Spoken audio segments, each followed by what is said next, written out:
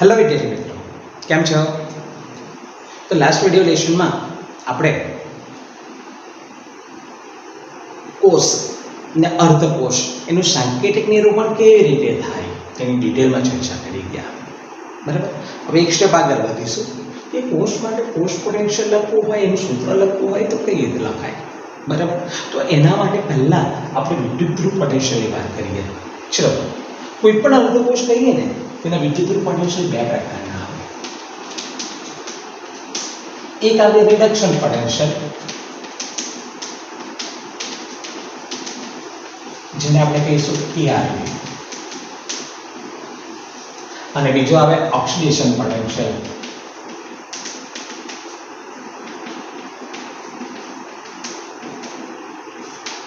EOXI. બરાબર. ચાલો સમજો. અને આપણે વાત કરી ગયેલા છે IUPAC પ્રણાલિકા પ્રમાણે વિદ્યુતધ્રુવ પોટેન્શિયલ રિડક્શન પોટેન્શિયલ તરીકે જ લેવાય, એટલે આપણે આને મેઇન આંક લેવાય છે, પણ આપણે બંને જોઈ લઈએ. સમજો મારી પાસે ઝિંક અર્ધકોષ છે, તો એનો રિડક્શન પોટેન્શિયલ સંજ્ઞામાં કેવી રીતે લખાય? તો રિડક્શન પોટેન્શિયલ લખવું હોય તો ઝિંકની રિડક્શન પ્રક્રિયા યાદ કરવી પડે, અને ઝિંકની રિડક્શન પ્રક્રિયા Zn+2 + 2 Zn. તો આ ઝિંકની રિડક્શન પ્રક્રિયા છે. એમાં તમે જોશો Zn+2 માં શું મળે છે? Zn. એટલે હવે એનું પોટેન્શિયલ લખવું હોય તો Zn+2 માંથી Zn મળે છે, એટલે Zn+2 યુટિલિટી Zn. તો આ ઝિંકનો રિડક્શન પોટેન્શિયલ લખાય. ચલો, એનો ઓક્સિડેશન પોટેન્શિયલ લખવું તો એની ઓક્સિડેશન પ્રક્રિયા યાદ કરીએ. Zn માંથી Zn+2 + 2 ઇલેક્ટ્રોન. તો તમે જોશો અહીંયા Zn માંથી શું બને છે? Zn+2 ઓક્સિડેશન પ્રક્રિયામાં, એટલે ઓક્સિડેશન પોટેન્શિયલ લખવું તો Zn યુટિલિટી Zn+2. તો આ રીતે લખવામાં આવે.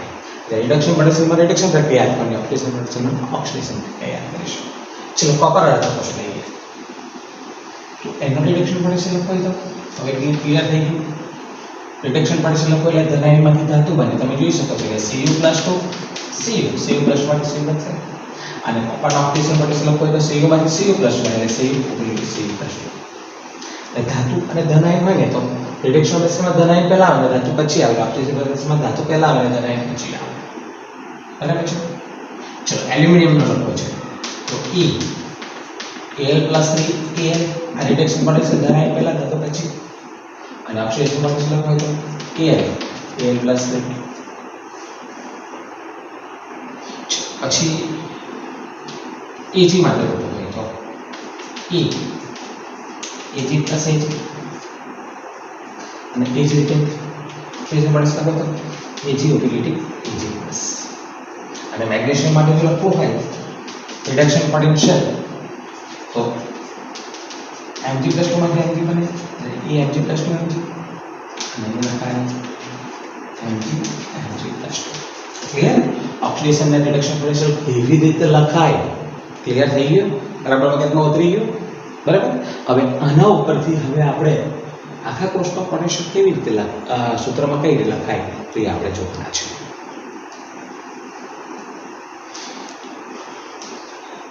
ચલો, હવે આપણે વિદ્યુતધ્રુવ પોટેન્શિયલ લખતા આવડી ગયું. હવે આપણે આખા કોષ માટે કોષ પોટેન્શિયલ નું સૂત્ર કેવી રીતે લખી શકીએ તેના માટે આપણે વાત કરીએ. સમજો, મારી પાસે એક આખો કોષ છે જેમાં કોપર એનોડ છે, સિલ્વર કેથોડ છે. આપણે એનું સાંકેતિક નિરૂપણ કરતા વહી શીખી ગયા. ચોપડીમાં આપેલ જ છે આ કોષ. ચલો, આ છે આપણો ગેલેનિક કોષ તરીકે, કોપર તરીકે એનોડ ને Ag કેથોડ તરીકે જો. ચલો, હવે મારે આના માટે કોષ પોટેન્શિયલ E સેલનું સૂત્ર લખવું છે. તો આપણે બધાને ખબર, E સેલ માટે મેં તમને બે સૂત્ર અગાઉના વિડિયો લેશનમાં આપણે વાત કરી ગયેલા. બરાબર. E સેલ બરાબર સૂત્ર આવે E સેલ બરાબર E રાઈટ - E લેફ્ટ. અથવા આપણને ખબર આ પોટેન્શિયલ વિદ્યુતધ્રુવ પોટેન્શિયલ, અને જમણી તરફ તો વિદ્યુતધ્રુવ પોટેન્શિયલ કે રિડક્શન પોટેન્શિયલ જ લેવાય. IUPAC પ્રણાલિકા છે, આપણે વાત કરી ગયા. અને રાઈટ સાઈડ પર કોણ હોય તો કેથોડ હોય, જોઈ શકો છો તમે. એટલે આ કેથોડ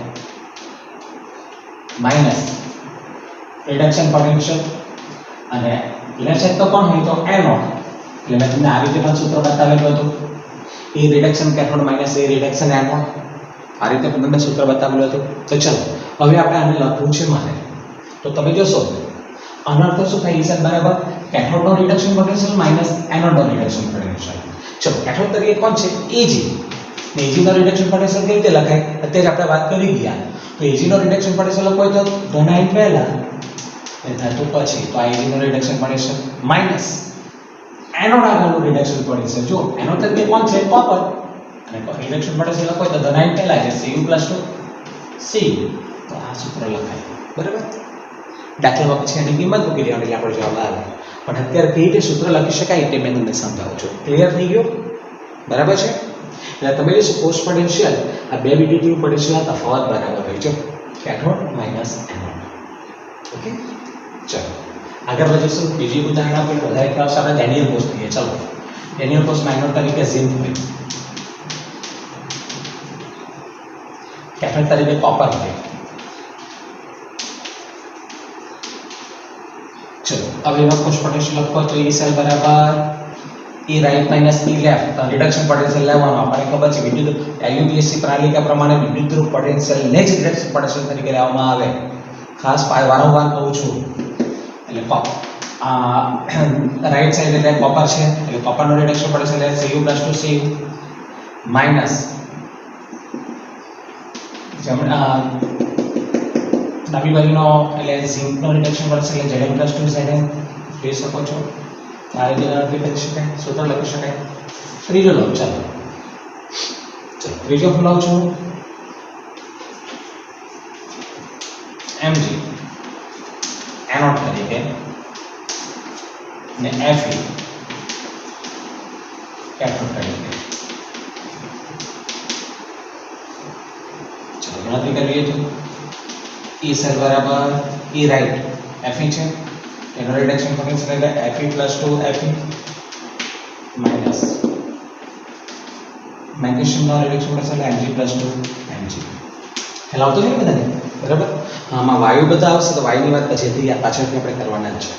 એટલે વિદ્યુત પોટેન્શિયલની વાત અને આખા કોર્સ પાડ્યા પછી પાછળથી ટેક્સોમાં પાછળથી ટોપિક આવતો છે ને ત્યારે વાત કરીશું આપણે. ઓકે, ચાલો ચોથું લઈએ. બીજું એક ઉદાહરણ આપી દઉં. ઉદાહરણ તરીકે લઈશું આપણે એલ્યુમિનિયમ એનોડ તરીકે અને સિલ્વર કેથોડ તરીકે.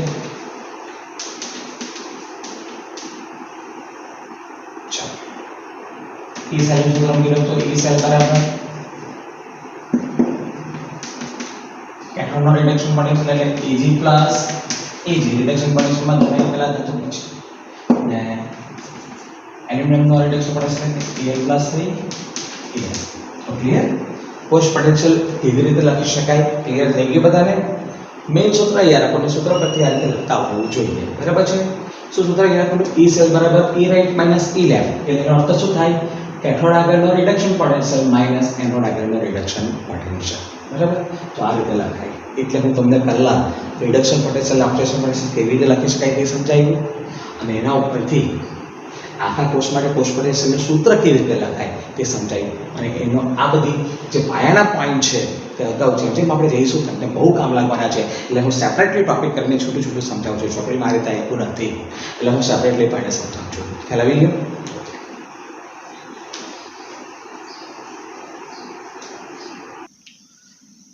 ચલો નવો એક મુદ્દા તરફ આપણે આગળ વધીએ છીએ. મુદ્દો છે વિદ્યુત ધ્રુવ પોટેન્શિયલનું માપન. હવે એમાં પહેલા આપણે વાત કરવાની છે પરમાણિત હાઇડ્રોજન વિદ્યુત ધ્રુવ વિશે. થિયરી છે આખી એટલે બરાબર સમજીશું આપણે. ચલો કોઈ પણ એક અર્ધકોષનો પોટેન્શિયલ માપી નથી શકાતો. કોઈ પણ એક અર્ધકોષ હોય, એક પાત્ર હોય, બરાબર? આ રીતે એક પાત્ર હોય, એક અર્ધકોષ હોય, બરાબર છે? તો એનો પોટેન્શિયલ નહીં માપી શકાય. દાખલા તરીકે મારી પાસે ઝિંક અર્ધકોષ છે, Zn નામની પટ્ટી છે અને Zn + 2 નું દ્રાવણ છે, Zn + 2 ના ક્ષારવાળું. તો એ અર્ધકોષનો પોટેન્શિયલ નથી માપી શકાતો. એનું કારણ શું? તો એક અર્ધકોષ એટલે એક પાત્ર. અને આપણને ખબર કોષ ક્યારે મપાય? આખો કોષ પૂરો થાય તો. આખો કોષ પૂરો થાય, એકનું ઓક્સિડેશન થાય, બીજાનું રિડક્શન થાય, એક એનોડ બને, બીજો કેથોડ બને, તો એનોડથી કેથોડ તરફ ઇલેક્ટ્રોનનો પ્રવાહ વહે અને કેથોડથી એનોડ તરફ વિદ્યુતનો પ્રવાહ વહે. બરાબર? તો વિદ્યુતનો પ્રવાહ, તો તો આપણે કહી શકીએ એનો પોટેન્શિયલ માપી શકાય. હવે એક અર્ધકોષ હોય તો આપણને ખબર રેડોક્સ પ્રક્રિયા પૂરી નહીં કરી શકે, એટલે કોઈ પણ એક અર્ધકોષનો પોટેન્શિયલ માપવો અશક્ય છે. બરાબર. ઘણીવાર તમને એમસીક્યુમાં અથવા તો શોર્ટ ક્વેશ્ચનમાં પૂછી શકાય કે કેમ કોઈ પણ એક અર્ધકોષનો વ્યક્તિગત પોટેન્શિયલ માપી શકાતો નથી. તો એક અર્ધકોષ એટલે એક પાત્ર. બરાબર. એટલે એ સંપૂર્ણ કોષના પૂર્ણ નથી કરતો, એટલે કોઈ અર્ધકોષની રેડોક્સ પ્રક્રિયા પૂર્ણ થતી નથી, અને એને કારણે એક અર્ધકોષ પોટેન્શિયલ માપી શકાતો નથી. ઓકે, તો આપણે જોઈએ કે કોઈ પણ એક અર્ધકોષ હોય, વ્યક્તિગત અર્ધકોષ હોય એનો પોટેન્શિયલ નહીં મપાય. તો આપણે શું કરીએ? તો આપણી પાસે સૂત્ર છે E સેલ બરાબર E right minus E left. આપણી પાસે સૂત્ર છે. બરાબર છે. એટલે શું કરવું પડે આપણે? તો કેથોડના પોટેન્શિયલમાંથી એનોડના પોટેન્શિયલ બાદ કરવું પડે. એટલે આપણે બે અર્ધકોષના પોટેન્શિયલનો તફાવત માપી શકીએ, જે કોષ પોટેન્શિયલ બરાબર થાય, અને એ કોષનો આપણે EMF તરીકે ઓળખીએ છીએ, જે E સેલ. એટલે આપણી પાસે તો છે E સેલ બરાબર E right minus E left. એટલે કેથોડના રિડક્શન પોટેન્શિયલમાંથી એનોડના રિડક્શન પોટેન્શિયલ બાદ કરીએ તે અગાઉ જોઈ ગયા આપણે. બરાબર છે. એટલે ફરીથી રિપીટ કરું, કોઈ પણ એક અર્ધકોષનો વ્યક્તિગત પોટેન્શિયલ માપી શકાતો નથી. એટલે આપણે બે અર્ધકોષના પોટેન્શિયલને શું માપીએ છીએ? તફાવત માપીએ છીએ, અને એને આપણે કોષનો શું કહીએ છીએ? EMF કહીએ છીએ. ઓકે, તો આપણે એવી ઈચ્છા રાખીએ ચાલો કે એક અર્ધકોષના પોટેન્શિયલના સંદર્ભમાં બીજા અર્ધકોષનો પોટેન્શિયલ નક્કી કરવો છે. બે અર્ધકોષને જોડો. બરાબર. તો મેં એવી ઈચ્છા રાખું, ચાલ આના સંદર્ભમાં એક અર્ધકોષના સંદર્ભમાં મારે બીજા અર્ધકોષનો પોટેન્શિયલ નક્કી કરવો છે. તો એવી પ્રણાલિકા પ્રમાણે જે અર્ધકોષ આપણે ઈચ્છા રાખીએ છીએ તે અર્ધકોષને પ્રમાણિત હાઇડ્રોજન વિદ્યુત ધ્રુવ કહેવામાં આવે છે. બરાબર છે. ફરીથી આપણે એવી ઈચ્છા રાખીએ કે કોઈ એક અર્ધકોષના પોટેન્શિયલના સંદર્ભમાં બીજા અર્ધકોષનો પોટેન્શિયલ નક્કી કરવો છે. તો એવી પ્રણાલિકા પ્રમાણે આપણે જે અર્ધકોષની ઈચ્છા રાખીએ તે અર્ધકોષને પ્રમાણિત હાઇડ્રોજન વિદ્યુત ધ્રુવ તરીકે ઓળખવામાં આવે છે. અને આમ પ્રમાણિત હાઇડ્રોજન વિદ્યુત ધ્રુવની મદદથી અન્ય અર્ધકોષનો પોટેન્શિયલ નક્કી કરી શકાય. એટલે હવે ધ્યાનમાં રાખજો, મારે કોઈ પણ અર્ધકોષનો પોટેન્શિયલ માપવો હોય તો મેં શું કરીશ? કોઈ પણ અર્ધકોષનો પોટેન્શિયલ માપવો હોય તો એને મેં પ્રમાણિત હાઇડ્રોજનના અર્ધકોષ સાથે જોડી દઈશ, તો એ બીજા અર્ધકોષનો પોટેન્શિયલ માપી શકાય. બરાબર. એટલે કોઈ પણ પ્રમાણિત હાઇડ્રોજન વિદ્યુત ધ્રુવની મદદથી અન્ય અર્ધકોષનો પોટેન્શિયલ નક્કી કરી શકાય છે. બરાબર. અને પ્રમાણિત હાઇડ્રોજન વિદ્યુત ધ્રુવનો પોટેન્શિયલ બધા તાપમાને શૂન્ય ગણવામાં આવેલો છે. તો આટલું બરાબર મગજમાં ઉતરી ગયું. ફરીથી હું રિપીટ કરી લઉં છું, પછીની રચના પર જઈશું. સામાન્ય રીતે કોઈ પણ એક અર્ધકોષનો પોટેન્શિયલ માપી શકાતો નથી, કારણ કે એક અર્ધકોષ રેડોક્સ પ્રક્રિયા પૂરી નથી કરી શકતો. તો આપણે બે અર્ધકોષના પોટેન્શિયલનો તફાવત માપીએ છીએ. બરાબર. E right minus E left, અને એને આપણે કોષનો શું કહીએ છીએ? EMF કહીએ છીએ. ચલો, મારે આપણે એવી ઈચ્છા રાખીએ કે કોઈ પણ એક અર્ધકોષનો પોટેન્શિયલનો બીજાના સંદર્ભમાં બીજા અર્ધકોષનો પોટેન્શિયલ નક્કી કરીએ. તો તો એવી પ્રણાલિકા છે જે આપણે જે ઈચ્છા રાખીએ તે અર્ધકોષને કહેવાય પ્રમાણિત હાઇડ્રોજન વિદ્યુત ધ્રુવ. અને એ પ્રમાણિત હાઇડ્રોજન વિદ્યુત ધ્રુવની મદદથી હવે બીજા કોઈ પણ અર્ધકોષનો પોટેન્શિયલ નક્કી કરી શકાય છે. અને પ્રમાણિત હાઇડ્રોજન વિદ્યુત ધ્રુવનો પોટેન્શિયલ બધા તાપમાને શૂન્ય લેવામાં આવેલો છે, કારણ કે આપણે એની મદદથી બીજાનો નક્કી કરવાનો છે પોટેન્શિયલ, એટલે આને આપણે શૂન્ય સ્વીકારી લીધો છે. ઓકે, તો એ પ્રમાણિત હાઇડ્રોજન વિદ્યુત ધ્રુવ વિશે હવે એની રચના જોવાના છે, અને એની કાર્યપદ્ધતિ અને એની ઉપયોગિતા આપણે જોઈશું. ઓકે, તો ચાલો શરૂઆત રચના. પહેલા આકૃતિ પાડેલી છે, આકૃતિને સમજી લઈએ પહેલા, પછી આપણે પહેલા પ્રશ્ન પર જઈશું. તમે અહીંયા આકૃતિમાં જોઈ શકો છો એક પાત્ર લેવામાં આવે છે, તેમાં 1 મોલર H+ નું દ્રાવણ 298 કેલ્વિન તાપમાને એટલે એસિડનું દ્રાવણ લેવામાં આવે છે. અને એની અંદર આ પ્લેટિનમ બ્લેકનો પડ ચડાવેલી પ્લેટિનમની પટ્ટી મૂકેલી છે. જો પાત્રો વરખ ચડાવેલું કરી એને એક છેડેથી બંધ હોય એવી કાચની નળીમાં મૂકેલી છે. એને આ કોપરના તાર સાથે જોડેલી છે, જો બીજા અર્ધકોષને જોડવા માટે. અને પછી આ પ્લેટિનમની પટ્ટી ઉપર એક બાર ડબ્બાને H2 વાયુ પસાર કરવામાં આવે છે. જો એટલે તકોડા થાય. આકૃતિ ક્લિયર થઈ. ફરીથી આ પાત્રમાં 1 મોલર H+ નું દ્રાવણ લેવામાં આવ્યું, એમાં પ્લેટિનમ બ્લેકનું પડ ચડાવેલી પ્લેટિનમની પટ્ટી ઉમેરી. એ પટ્ટીને આ કપાળના તાર સાથે જોડેલી છે જો, અને એને એક છેડેથી બંધ હોય એવી નળીમાં મૂકવામાં આવેલી છે અને આ પ્લેટિનમની પટ્ટી ઉપર એક બાર દબાણે H2 વાયુ પસાર કરવામાં આવેલું છે. ચલો આકૃતિની સમજ આપી દીધી. હવે મારે એને સંજ્ઞામાં દર્શાવવું છે. આપણે અર્ધકોષને સંજ્ઞામાં દર્શાવતા શીખી ગયા, બરાબર ને? ચલો અર્ધકોષને સંજ્ઞામાં દર્શાવવું હોય તો પહેલા શું યાદ છે ને, વિદ્યુત ધ્રુવની સંજ્ઞા લખવાની. તો વિદ્યુત ધ્રુવ કોણ છે? પ્લેટિનમ. અને પ્લેટિનમની સંજ્ઞા Pt સોલિડ. ચલો પછી દ્રાવણ. પણ અહીં તમે જોશો વાયુ વિદ્યુત ધ્રુવ છે, આ હાઇડ્રોજન, એટલે અહીંયા વાયુ વધારાનો આવે છે. એટલે અહીંયા પ્લેટિનમની પટ્ટી પછી આપણે વાયુનું સૂત્ર લખીશું. એટલે પ્લેટિનમ પછી ઊભી લીટી કરીને H2 ગેસ લખીશું જો, અને પછી દ્રાવણની સક્રિય આયન, દ્રાવણમાંનો સક્રિય આયન એટલે H+ એસિડ દ્રાવણ છે ને એટલે H+, એટલે ઊભી લીટી કરીને H+.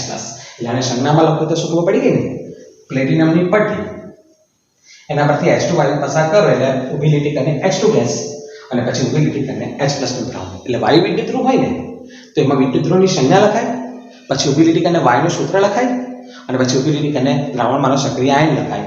એટલે અહીંયા Pt સોલિડ, પછી H2 ગેસ જોઈ શકો છો, અને પછી ઊભી લીટી કરીને H+ નું દ્રાવણ. ઓકે, ચલો પ્રમાણિત હાઇડ્રોજન વિદ્યુત ધ્રુવમાં આપણે જોઈ ગયા તે પ્રમાણે પ્લેટિનમ બ્લેકનું પળ ચડાવેલું આ પ્લેટિનમનો વિદ્યુત ધ્રુવ છે, દેખાય ને? એટલે પ્રમાણિત હાઇડ્રોજન વિદ્યુત ધ્રુવ એ કોણ છે? પ્લેટિનમ બ્લેકનું પળ ચડાવેલું પ્લેટિનમનો વિદ્યુત ધ્રુવ છે. ચલો આ વિદ્યુત ધ્રુવને 298 કેલ્વિન તાપમાને એસિડના દ્રાવણમાં ડુબાડવામાં આવે છે, અને તેના પરથી શુદ્ધ હાઇડ્રોજન વાયુ પસાર કરવામાં આવે છે. એટલે પ્રમાણિત હાઇડ્રોજન આ વિદ્યુત ધ્રુવ જે પ્રમાણિત હાઇડ્રોજન વિદ્યુત ધ્રુવ છે, બરાબર, પ્લેટિનમ બ્લેકનો ઢોળ ચડાવેલી પ્લેટિનમની પટ્ટી એના પર 298 કેલ્વિન તાપમાને એને એસિડના દ્રાવણમાં ડુબાડેલું છે, અને એના ઉપર આ શુદ્ધ હાઇડ્રોજન વાયુ પસાર કરવામાં આવે છે. ચલો અહીંયા રિડક્શન પામેલ સ્વરૂપ કે ઓક્સિડેશન પામેલ સ્વરૂપ બંનેની સાંદ્રતા એક જળવાઈ રહી.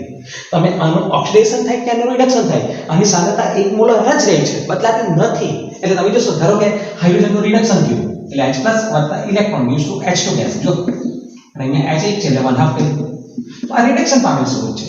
અથવા ઓક્સિડેશન પામેલ સ્વરૂપ એટલે આનું ઊંધું થશે, 1/2 H2 gas use to H+ વત્તા ઇલેક્ટ્રોન. એટલે હાઇડ્રોજનનું રિડક્શન પામેલ સ્વરૂપ હોય કે ઓક્સિડેશન પામેલ સ્વરૂપ હોય, બંને સ્વરૂપોમાં એની સાંદ્રતા એક જળવાઈ રહી છે, આ 1 મોલર જળવાઈ રહી છે. જે શું સૂચવે છે કે ભાઈ અહીંયા હાઇડ્રોજન વાયુનું દબાણ 1 બાર છે, અને દ્રાવણમાં જે H+ છે, એસિડનો આયન છે, તેની સાંદ્રતા 1 મોલર છે. એટલે ક્લિયર? એટલે હાઇડ્રોજનના રિડક્શન પામેલ સ્વરૂપ હોય કે ઓક્સિડેશન પામેલ સ્વરૂપ હોય, તો બંને સ્વરૂપોમાં સાંદ્રતા એક જળવાઈ રહી છે, જે સૂચવે છે કે અહીંયા હાઇડ્રોજન વાયુનું દબાણ 1 બાર છે, અને દ્રાવણમાં H+ આયનની સાંદ્રતા 1 મોલર છે. બરાબર? ચલો એનો ઉપયોગ જોઈ લઈએ. તો એનો ઉપયોગ આપણે ત્યાં જ જોઈ ગયા, સંદર્ભ તરીકે લેવામાં આવે. એટલે મારે બીજા અંતરકોષનો પોટેન્શિયલ માપવો હોય, મારે હાઇડ્રોજનને જ યાદ કરવો પડે, એટલે એને સંદર્ભ તરીકે લઈએ તો બીજા અંતરકોષનો પોટેન્શિયલ માપી શકાય. તો એની ઉપયોગિતા, બરાબર? તો આખી આ પરીક્ષામાં 3 માર્કમાં પૂછી શકાય. ચલો રચના પાછી એકવાર જોઈએ. રચનામાં આકૃતિ દોરવાની તમારે ફરજિયાત. એક પાત્રમાં 1 મોલર H+ નું દ્રાવણ, એમાં પ્લેટિનમ બ્લેકનો પળ ચડાવેલી પ્લેટિનમની પટ્ટી એને કપાળના તાર સાથે જોડી દેવાની, અને અહીંયા એક છેડેથી બંધ હોય એવી ઊભી નળી, અને આ પ્લેટિનમની પટ્ટી પરથી બાર દબાણે H2 વાયુ પસાર કરવાનો. ચાલો સંકેતમાં લખો હોય તો Pt સોલિડ, ઊભી લીટી H2 ગેસ, ઊભી લીટી H+, આ રીતે દર્શાવાય. ચલો પ્રમાણિત હાઇડ્રોજન વિદ્યુત ધ્રુવ એ પ્લેટિનમ બ્લેકનો ઢોળ ચડાવેલી પ્લેટિનમનો વિદ્યુત ધ્રુવ છે. જો આ વિદ્યુત ધ્રુવને 298 કેલ્વિન તાપમાને એસિડના દ્રાવણમાં અને તેના પર શુદ્ધ હાઇડ્રોજન વાયુ પસાર કરવામાં આવે છે. અહીંયા હાઇડ્રોજનનું રિડક્શન પામેલ સ્વરૂપ લો કે ઓક્સિડેશન પામેલ સ્વરૂપ લો, બંને સાંદ્રતા એક જળવાઈ રહે. એટલે જે સૂચવે છે કે હાઇડ્રોજન વાયુનું દબાણ 1 બાર છે, અને દ્રાવણમાં H+ ની સાંદ્રતા 1 મોલર છે. આનો ઉપયોગ એને સંદર્ભ તરીકે લઈએ તો અન્ય કોઈ પણ અર્ધકોષનો પોટેન્શિયલ આ હાઇડ્રોજન વિદ્યુત ધ્રુવની મદદથી માપી શકાય. ઓકે, તો પરીક્ષામાં આ થિયરી તમને 3 માર્કમાં પૂછે પ્રમાણિત હાઇડ્રોજન વિદ્યુત ધ્રુવની રચના, કાર્યપદ્ધતિ અને ઉપયોગિતા જણાવો, અથવા પ્રમાણિત હાઇડ્રોજન વિદ્યુત ધ્રુવ વિશે નોંધ લખો. તો તમે આ રીતે સિમ્પલી થિયરી લખી શકો છો. આ જ રીતે આવડી જશે. ઓકે, એટલે હવે મગજમાં બેસાડી દેજો. મારે કોઈ પણ અર્ધકોષનો પોટેન્શિયલ માપીશ તો એ અર્ધકોષને હું કોની સાથે જોડીશ? તો પ્રમાણિત હાઇડ્રોજન વિદ્યુત ધ્રુવ સાથે. એક પ્રમાણિત હાઇડ્રોજન વિદ્યુત ધ્રુવ, બીજો એક અર્ધકોષ, વચ્ચે કોપરનો તાર, ક્ષાર સેતુ જોડી દઈએ એટલે બીજા અર્ધકોષનો પોટેન્શિયલ માપી શકાય. Okay, thank you.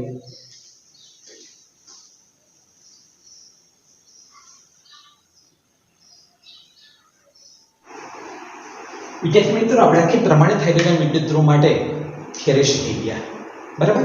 હવે સિમ્પલ એની વાત કરીએ, એનો વિદ્યુત ધ્રુવ પોટેન્શિયલ. આપણને ખબર વિદ્યુત ધ્રુવ પોટેન્શિયલ બે પ્રકારના આવે, રિડક્શન પોટેન્શિયલ અને ઓક્સિડેશન પોટેન્શિયલ. ચલો એની સંજ્ઞામાં કેવી રીતે લખાય?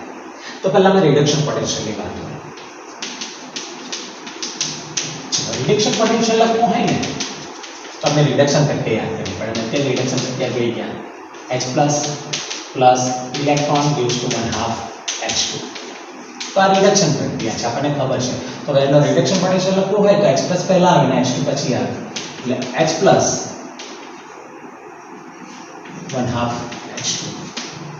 તો આ રીતે તમે લખી શકો છો. હા, પ્લેટિનમ નિષ્ક્રિય વિદ્યુત એટલે પોતે પ્રક્રિયાનો ભાગ નહીં બચ્યો એટલે એનો રિડક્શન પોટેન્શિયલ આવી જાય. અને ઓક્સિડેશન પોટેન્શિયલ લખવા હોય તો ઓક્સિડેશન પોટેન્શિયલ જો લખવો હોય તો એની ઓક્સિડેશન પ્રક્રિયા યાદ કરવી પડે. 1/2 H2 gas gives to H plus electron, બરાબર. એટલે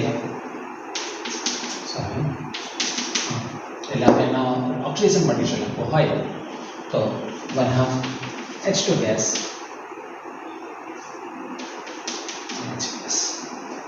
તો આ રીતે લખી શકાય.